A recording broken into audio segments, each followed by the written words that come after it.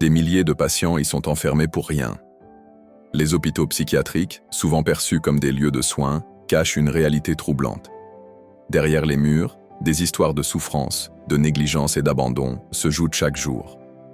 Ce ne sont pas seulement des établissements médicaux, mais parfois des prisons de la pensée.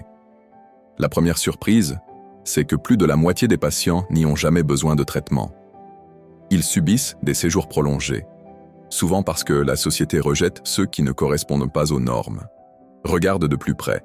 Certains souffrent d'angoisse ou de stress, mais se retrouvent enfermés aux côtés de patients souffrant de maladies mentales graves. Un autre chiffre choquant, presque 40% des patients qui sortent n'ont pas accès à un suivi médical.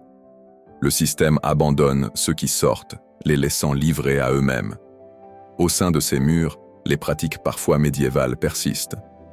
Des traitements à base de médicaments dévastateurs sans véritable accompagnement. Cela soulève des questions sur l'éthique de ces traitements.